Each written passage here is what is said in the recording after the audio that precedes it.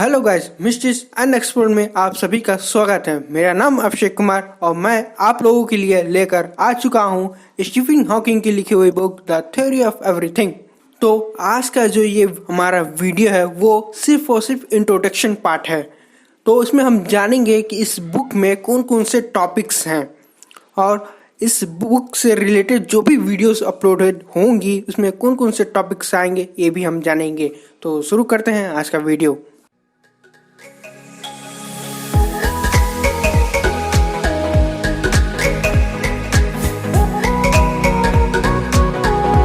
तो आपके स्क्रीन पर जो लेक्चर्स दिखाई दे रहे हैं वो 7 लेक्चर्स हैं। उसमें से जो पहला लेक्चर है वो है आपका आइडिया अबाउट द यूनिवर्स। तो इस लेक्चर में हम बिग बैंग से लेकर ब्लैक होल तक की जो भी जर्नी है हमारे इस ब्रह्मांड की, उसकी इतिहास के बारे में हम जानेंगे। और हम ये भी जानेंगे कि इतिहास में जो एस्ट्रोनॉमर्स थे वो अपने ब्रह्मांड के बारे में वो क्या सोचते थे। जैसे कि अगर हम अपने ब्रह्मांड की इतिहास में अगर हम देखें तो हमें पता चलता है कि उस समय के जो लोग थे अपने धरती को वो फ्लैट सरफेस की तरह मानते थे, वो चपटे प्लेट की तरह समझते थे। लेकिन जैसे धीरे धीरे हम अपने ब्रह्मांड को समझने लगे, जानने लगे, उसके बारे में जैसे रिसर्च वगैरह होने लगी, फिर हमें पता चला कि हमारा जो धरती है वो फ्लैट सरफेस की तरह नहीं है बल्कि वो गोल है। तो इसी तरीके से हम लोगों ने अपने ब्रह्मांड को जानना शुरू किया। धीरे धीरे जैसे हम लोग जानते रहे, नई नई चीज़ें हमारे सामने आती रही और उसके साथ साथ नए नए क्वेश्चंस भी क्रिएट होने लगे। तो यही सब चीज़ें इस पहले लेक्चर में है, आइडिया अबाउट द यूनिवर्स में। और अब जो है सेकेंड लेक्चर जो है एक्सपेंडिंग यूनिवर्स है। अगर अपने ब्रह्मांड के इतिहास में पीछे जाएं तो हमें पता चलता है कि उस समय जो भी लोग थे वे मानते थे कि हमारा जो ब्रह्मांड है, हमारा जो यूनिवर्स है वो स्टैटिक है, यानी कि वो रुकी हुई है। हमारा जो ब्रह्मांड है वो रुका हुआ है। और ये भी मानते थे कि हमारा जो ब्रह्मांड है उसकी एक बाउंड्री, एक सीमा है, उससे बाहर जो है कुछ भी नहीं है। लेकिन अब जैसे हम चीज़ों को समझने लगे, जानने लगे और उसके बारे में जैसे रिसर्च वगैरह होने लगी तो हमें पता चला कि हमारा जो ब्रह्मांड है वो रुका हुआ नहीं है बल्कि वो फैल रहा है, यानी कि वो एक्सपेंड हो रहा है। तो जब न्यूटन और अल्बर्ट आइंस्टीन ने अपनी थ्योरी रखी, थ्योरी ऑफ ग्रेविटी, तो उससे हमें पता चला कि जो हमारा ब्रह्मांड है वो रुका हुआ नहीं है बल्कि वो एक्सपेंड कर रहा है, वो फैल रहा है। और इसमें हम ये भी जानेंगे कि बिग बैंग क्या होता है, कि बिग बैंग कैसे हुआ, इन सब चीज़ों के बारे में इस सेकंड लेक्चर में जानेंगे एक्सपेंडिंग यूनिवर्स में।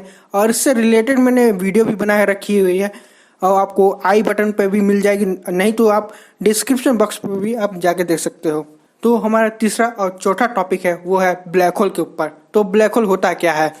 तो सबसे पहले हम जान लें कि ब्लैक होल जो है एक सेलेस्टियल ऑब्जेक्ट है जो कि मौजूद रहता है गैलेक्सी के सेंटर में और ये हमारे ब्रह्मांड में हर तरफ फैला हुआ है। तो ब्लैक होल होता क्या है? तो ब्लैक होल जो है एक सेलेस्टियल ऑब्जेक्ट है जिसके पास ग्रेविटेशनल फोर्स बहुत ही ज़्यादा हाई होता है, स्ट्रॉन्गर ग्रेविटेशनल फोर्स होते हैं जिससे कि कोई भी ऑब्जेक्ट जो है इसके अंदर जाती है तो वो बाहर नहीं आ सकती। इनफैक्ट अगर लाइट भी उस ब्लैक होल के अंदर चली जाए तो वो ब्लैक होल से बाहर नहीं आ सकती है। तो ब्लैक होल बनते कैसे हैं? कोई भी हैवी स्टार या फिर लार्ज बॉडी अपने ही ग्रेविटेशनल पुल की वजह से कोलैप्स हो जाए तब जो है वो ब्लैक होल बन सकती है। तो ब्लैक होल जो है वो रेडिएशन इमिट करती है जिसको हम हॉकिंग रेडिएशन के नाम से भी जानते हैं। और ब्लैक होल जो है कैसे वो ख़त्म होता है तो उसको हम ब्लैक होल इवोपोरेशन के नाम से जाना जाता है। ठीक, इस टॉपिक से रिलेटेड जो है मैंने वीडियो भी बना कर रखा हुआ हूँ, तो आपके आई बटन पे दिख रहा होगा या फिर आप डिस्क्रिप्शन बॉक्स पे चले जाएंगे, वहाँ पर भी आपको वीडियो मिल जाएगी। तो हमारा जो 5th लेक्चर है वो है ब्रह्मांड की। हमारा जो ब्रह्मांड है उसका जन्म कैसे हुआ और उसका भविष्य क्या है, इसके बारे में हम 5th लेक्चर में जानेंगे। और दूसरा जो हमारा 6th लेक्चर है वो है डायरेक्शन ऑफ टाइम, मतलब कि हम जानेंगे कि टाइम क्या होता है, स्पेस टाइम क्या होता है। जब भी हम टाइम की बात करते हैं तो स्पेस और टाइम दोनों एक साथ कंबाइन होते हैं जिसको हम 4 डायमेंशनल स्पेस टाइम के नाम से भी जानते हैं। और इसमें हम ये भी जानेंगे कि हम टाइम को क्या रिवर्स भी कर सकते हैं। 7th और लास्ट जो लेक्चर है वो है हमारा थ्योरी ऑफ एवरीथिंग। तो बेसिकली अगर हम इसमें बात करें तो हमारा जो ब्रह्मांड है वो 3 फिजिक्स के लॉस पर वर्क कर रहा है, जो कि पहला है क्वांटम मैकेनिक्स, दूसरा है न्यूटोनियम मैकेनिक्स और तीसरा है थ्योरी ऑफ रिलेटिविटी।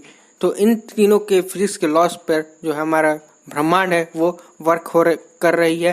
तो अगर बात करें हम क्वांटम मैकेनिक्स की, तो क्वांटम पार्टिकल्स के बारे में अगर हम देखते हैं, जैसे एंटी पार्टिकल्स, पार्टिकल्स और इलेक्ट्रॉन, पॉजिट्रॉन, इन सब चीज़ों के बारे में अगर हमें स्टडी करना होता है तो हमें क्वांटम मैकेनिक्स हमें आनी चाहिए। अगर इससे बाहर के लेवल पे हम जाते हैं, जैसे कि अपने अर्थ के लेवल पे अगर हम बात करें, कोई भी ऑब्जेक्ट मूव कर रही है तो कितना फोर्स लग रहा है, फ्रिक्शन लग रही है, या फिर हम प्रोजेक्टाइल मोशन देखते हैं, तो उन सब में जो है हमें न्यूटोनियम मैकेनिक्स आनी चाहिए। अगर इससे भी बाहर के ऊपर के लेवल पे हम जाते हैं, जैसे कॉस्मोलॉजिकल ऑब्जेक्ट से अगर हम देखते हैं, तो जैसे प्लैनेट, स्टार्स, गैलेक्सीज, इन सबको हमको देखना रहता है, तो इसमें हमें थ्योरी ऑफ रिलेटिविटी की ज़रूरत पड़ती है। तो थ्योरी ऑफ एवरीथिंग जो है ये बेसिकली ये कहना चाहती है, जो स्टीफन हॉकिंग सर थे वो ये बताना चाहते थे कि एक हम ऐसी इक्वेशन बनाएं, एक ऐसी थ्योरी रखें जिससे जो भी हमारे फंडामेंटल फोर्सेस हैं उन सारे फोर्सेस को एक ही थ्योरी, एक ही इक्वेशन पे हम समझ सकें। तो यही है थ्योरी ऑफ एवरीथिंग। तो इन सब चीज़ों को हम बारे में जानेंगे इस लेक्चर में, और आने वाले जो वीडियोस हैं इन सब ये सब चीज़ें हम देखेंगे। तो ये जो वीडियो था ये थ्योरी ऑफ एवरीथिंग का इंट्रोडक्शन पार्ट था। तो हमारा जो फर्स्ट लेक्चर आएगा वो है आइडिया अबाउट द यूनिवर्स, वो बहुत जल्द वीडियो जो है अपलोड हो जाएंगी। अगर ये वीडियो जो है आपको अच्छी लगी हो तो वीडियो को लाइक कर देना, चैनल को सब्सक्राइब नहीं किया है तो चैनल को भी सब्सक्राइब कर लें। फिर मिलते हैं किसी और वीडियो में किसी और नए टॉपिक के साथ, तब तक के लिए good bye and take care.